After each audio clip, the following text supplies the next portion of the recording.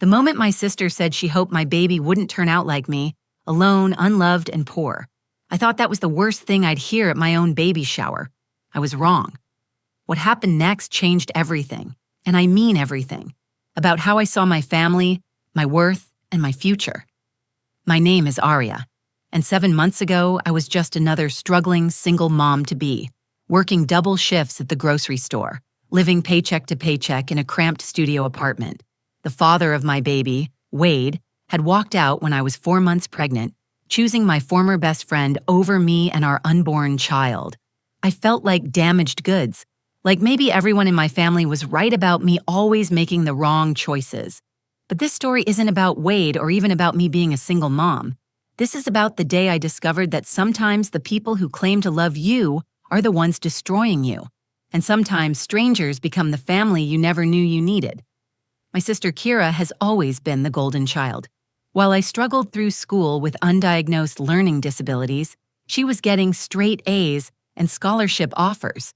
When I was bouncing between dead-end jobs, she landed a marketing position at a Fortune 500 company.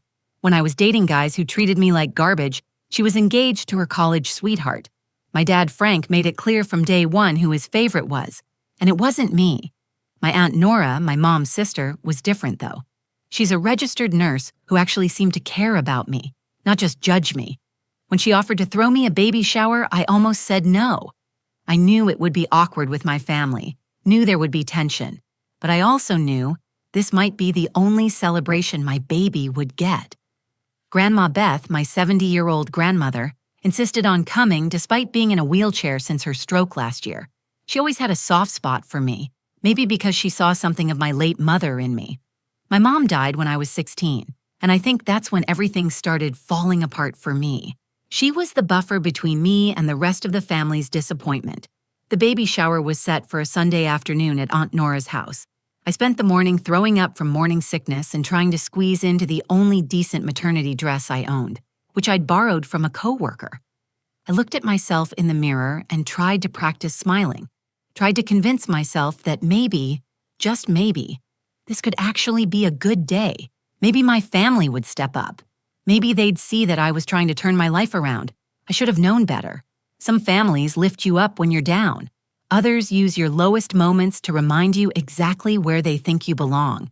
Walking into Aunt Nora's house that Sunday afternoon, I felt like I was entering enemy territory disguised as a celebration. The living room had been transformed with soft yellow and green decorations, balloons tied to every chair, and a banner that read, "Welcome Baby" in cheerful pastel letters.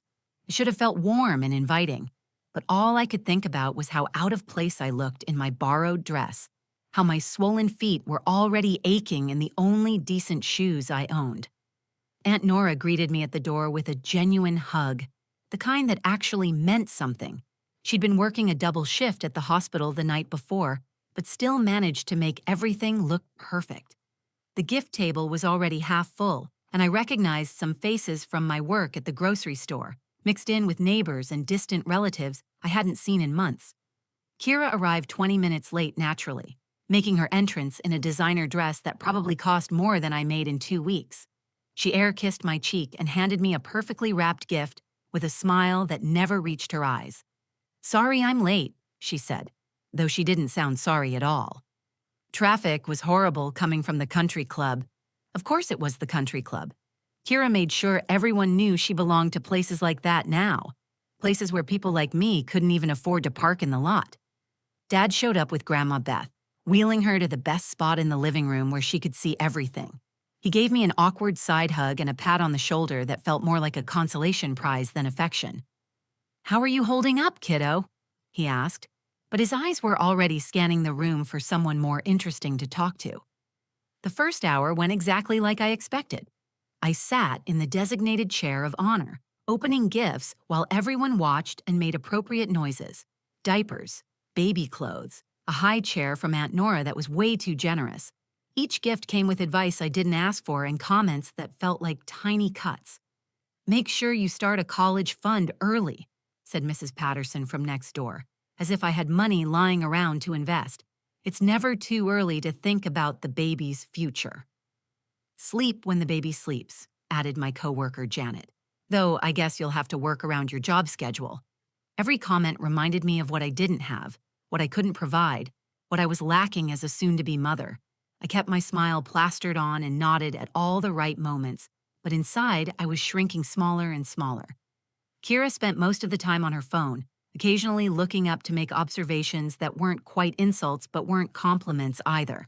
When I opened a package of generic brand baby formula, she said, "Oh, good. You'll definitely need that since you won't be able to afford the organic stuff." When someone gave me a secondhand car seat, she added, "At least it's functional, right?"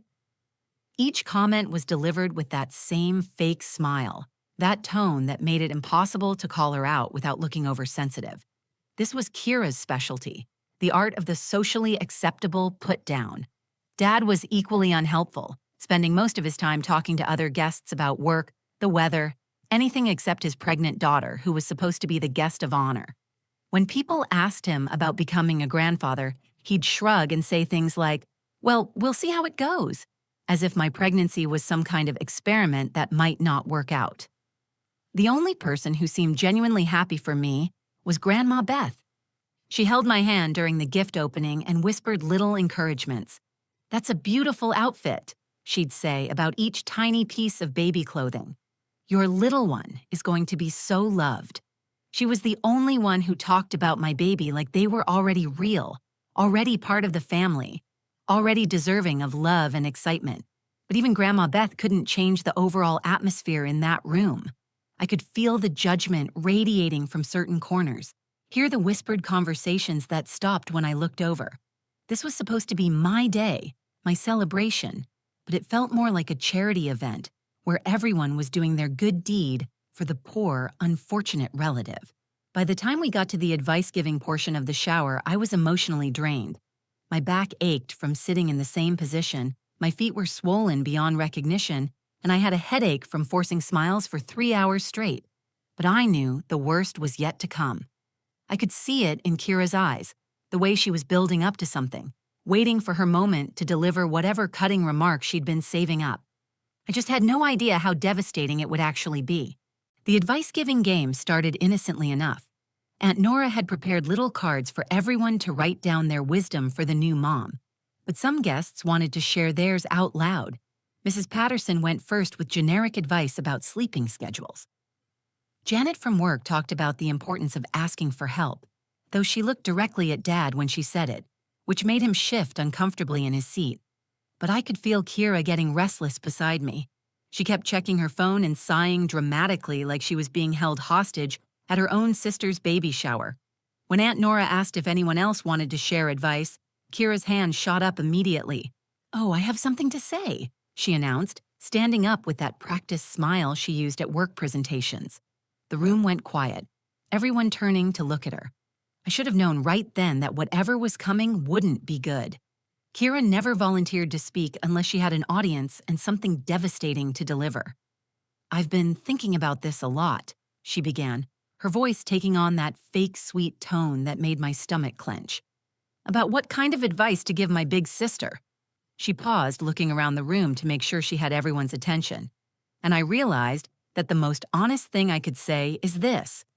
My heart started pounding. Something in her tone, in the way she was building up to this moment, set off every alarm bell in my head. "I hope this baby doesn't turn out like you, Aria. Alone, unloved, and poor." The words hit me like a physical blow. The room went completely silent. I heard someone gasp, maybe Aunt Nora, but the sound seemed to come from very far away. My face burned with humiliation as every person in that room stared at me, waiting to see how I would react to being publicly destroyed by my own sister. But Kira wasn't done. She was still standing there with that horrible smile, like she'd just delivered a thoughtful piece of wisdom instead of a calculated attack designed to humiliate me in front of everyone I knew.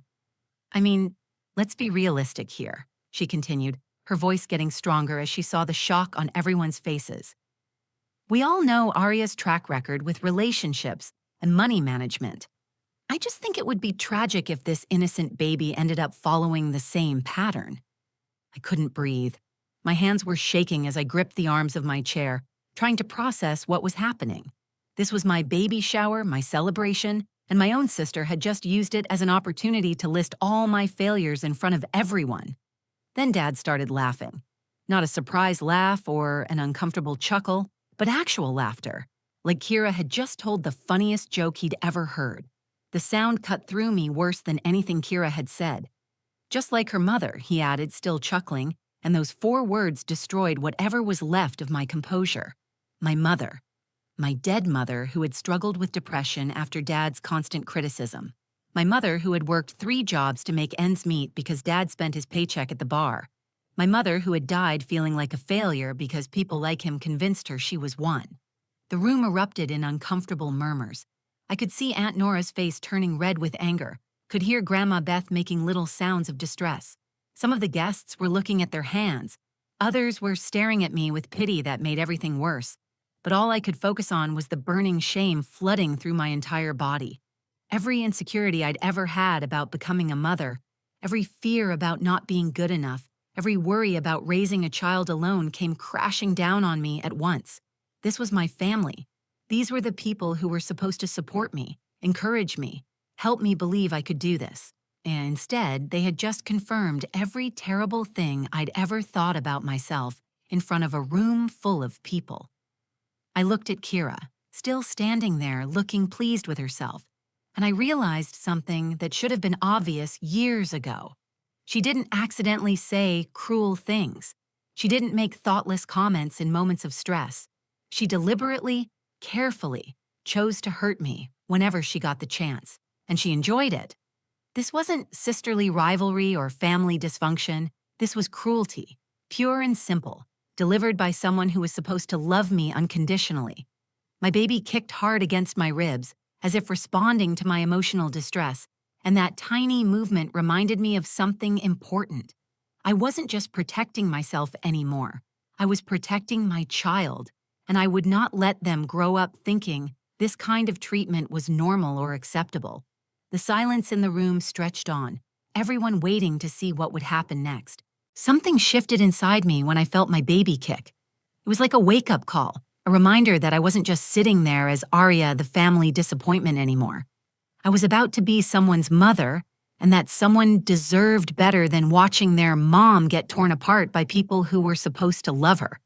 I stood up slowly, my legs shaky, but my resolve getting stronger with each second. The room was still dead silent, everyone frozen in that horrible moment after Kira's attack and Dad's cruel laughter. My borrowed maternity dress felt tight across my belly, but I straightened my shoulders and looked directly at my sister. "You know what, Kira?" My voice came out quieter than I intended, but it was steady. "You're absolutely right about some things." I could see surprise flicker across her face. She'd expected me to cry, to run away, to crumble under the weight of her words like I always had before. But something was different this time. Maybe it was pregnancy hormones, maybe it was finally hitting rock bottom, or maybe it was just that I was tired of being everyone's punching bag. "I am alone right now," I continued, my voice getting stronger. "And I don't have much money. You got those facts completely right." I took a step closer to her, watching her confident smirk start to fade. "But you're wrong about the most important thing." The entire room was holding its breath. I could see Aunt Nora leaning forward in her chair, Grandma Beth gripping her wheelchair handles, even the neighbors who barely knew me waiting to hear what I would say next. "I'm not unloved," I said, and the words felt like a revelation even to me. "And neither will my baby be. Because love isn't about having money or a perfect relationship status or impressing people at country clubs. Real love is about showing up for people, supporting them when they're struggling, celebrating their victories instead of tearing them down." I looked around the room at the faces staring back at me. And you know what I've learned today? Some of the people in this room have shown me more genuine love and support in 3 hours than my own family has shown me in 28 years. Kira's mouth opened like she was going to interrupt, but I wasn't finished. "I've spent my whole life apologizing for not being you, Kira, for not getting straight A's, for not landing the perfect job, for not having the perfect boyfriend. I've let Dad make me feel like I was some kind of consolation prize daughter, always falling short of what you achieved." My voice cracked slightly, but I pushed through. "But you know what? At least when I fail, I failed trying to build something, not trying to destroy someone else. Dad started to say something, probably another cutting remark, but I turned to face him directly. And Dad, bringing up Mom right now? Really? I shook my head, feeling a surge of anger that surprised me with its intensity. Mom struggled because people like you made her feel like she was never good enough. She worked herself to death, trying to prove her worth to people who were determined to find her lacking. I will not let you do that to me anymore, and I sure as hell won't let you do it to my child. The room was so quiet I could hear the ticking of Aunt Nora's grandfather clock. Some of the guests looked uncomfortable, like they wanted to leave but didn't know how. Others, like Janet from work, were nodding slightly, like they were proud of me for finally standing up for myself. I walked over to the gift table and started gathering the presents, my hands shaking, but my movements determined. Thank you to everyone who came today and brought gifts for my baby. Your generosity means more than you know. I looked pointedly at Kira and Dad. And to those of you who came here to make me feel small, mission accomplished. But this is the last time. Grandma Beth wheeled herself closer to me, reaching out to touch my arm. Don't you dare let them chase you away from your own celebration, honey, she whispered, her voice fierce despite her frail appearance. This is your day and your baby's day. Her words almost broke my resolve. I wanted to sit back down to pretend everything was fine, to go back to being the family scapegoat because at least that was familiar. But then I felt another strong kick from my baby, and I remembered what I was really fighting for. I was about to become someone's whole world. This baby would look to me for protection, for love, for an example of how to treat people and how to expect to be treated. I could not let my child grow up thinking that Kira's cruelty and Dad's dismissiveness were normal family dynamics. I picked up my purse, preparing to leave my own baby shower with whatever dignity I had left. That's when the front door opened. Aunt Nora walked through the front door still wearing her navy blue scrubs, looking exhausted from what I knew had been a brutal 12-hour shift at the hospital. She was carrying a manila envelope and had that serious expression she got when dealing with medical emergencies. The entire room turned to look at her, probably grateful for any distraction from the toxic family drama that had just exploded.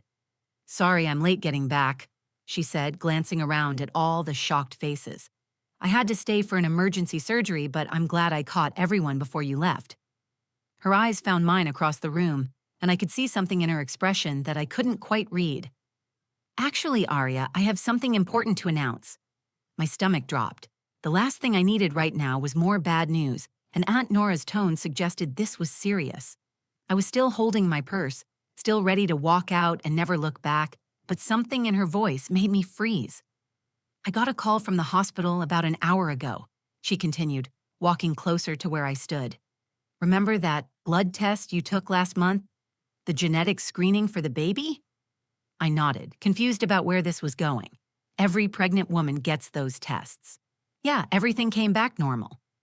Well, they ran some additional tests because of certain markers they found, and they discovered something incredible. Aunt Nora's tired face was starting to show the hint of a smile. Arya, you're a perfect bone marrow match for a 7-year-old girl named Ivy Chen, who's been on the transplant waiting list for over 2 years. The room went completely silent again, but this time it was a different kind of silence. Not the horrified quiet after Kira's attack, but the stunned silence of people trying to process unexpected news. I don't understand, I said, my voice barely above a whisper. What does that mean? Aunt Nora opened the manila envelope and pulled out several official-looking documents. It means you have the power to save a little girl's life. But that's not all. She looked directly at me, and now I could see that she was actually excited. Ivy's family, the Chens, they've been searching for a compatible donor for so long that they established a foundation to support potential donors. Arya, they want to cover all your medical expenses for the donation procedure, set up a full college trust fund for your baby, and they're offering you a position at their family's accounting firm. I felt like I was dreaming. This couldn't be real. Things like this didn't happen to people like me. That's impossible, I managed to say. There's more, Aunt Nora continued, her smile growing wider. I spoke with Mrs. Chen personally. She said anyone selfless enough to help save their daughter's life deserves to be surrounded by people who appreciate them. They want you to be part of their family's life, Arya. They want to support you not just through the donation process, but beyond that. I heard Kira make a small choking sound behind me. When I turned to look at her, her face had gone from smug satisfaction to complete shock. Her mouth was actually hanging open. "That's not possible," Kira said, her voice higher than usual. "Things like that just don't happen. There has to be some mistake." But Aunt Nora was shaking her head, holding up the official hospital letterhead. "No mistake. The blood work is definitive.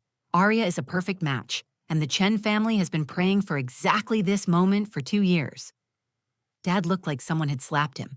He kept opening and closing his mouth, clearly trying to process how his failure daughter had just become someone's literal lifesaver. Mrs. Patterson from next door started crying. "Oh, honey, that's the most beautiful thing I've ever heard." Janet from work was beaming like she'd won the lottery herself. "Arya, this is incredible. You're going to save a little girl's life." But the most amazing transformation was happening in me. Standing there in that room where I'd been humiliated just minutes before, holding papers that proved I was valuable in ways I'd never imagined, I felt something I hadn't experienced in years. I felt proud of myself. "The procedure is completely safe for you and the baby," Aunt Nora assured me, "and the Chens understand you're pregnant. They're actually even more grateful because they know you're taking on additional consideration for their daughter while carrying your own child."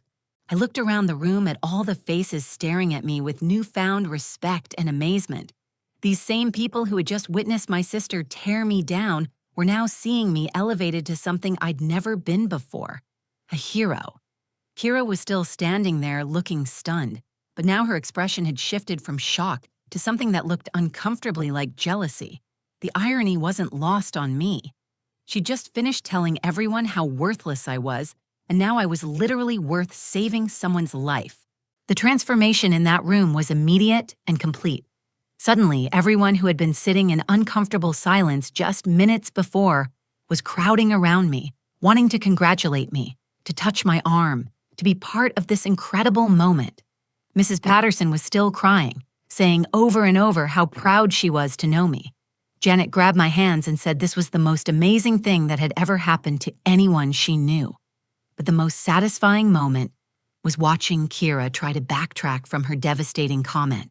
She approached me with a forced smile, her voice shaky as she said, "I was just joking earlier, you know that, right? I didn't mean any of it." I looked at her for a long moment, remembering every cruel comment, every put-down, every time she'd made me feel small. "No, Kira," I said calmly. "You meant every word, and that's exactly why this means so much." Dad was shuffling his feet nearby, clearly struggling with how to handle this reversal. The daughter he'd just laughed at for being a failure was now going to save a child's life and receive opportunities he'd never been able to provide. "Arya, I think maybe I spoke out of turn earlier," he mumbled. "You think?" Grandma Beth's voice cut through his weak apology like a knife. Despite being in a wheelchair, she managed to look fierce and formidable. "Frank, you should be ashamed of yourself. Both of you should be." She looked at Kira with disgust. "This girl has more heart in her little finger than either of you have in your whole bodies." The next few hours flew by in a blur of phone calls and paperwork. Aunt Nora helped me contact the Chen family, and I found myself talking to Mrs. Chen, who cried when she heard I was willing to help.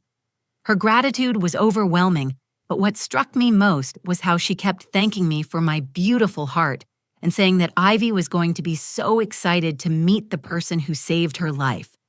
Within a week, everything changed. The Chen family didn't just offer me a job, they welcomed me into their lives like I'd always belonged there. Mr. Chen personally drove me to every medical appointment, making sure I understood each step of the donation process. Mrs. Chen started bringing me homemade soup and asking about my pregnancy like she was a concerned aunt. The donation procedure went perfectly. When I met 7-year-old Ivy for the first time, she hugged me and said, "Thank you for giving me your bone marrow so I can grow up."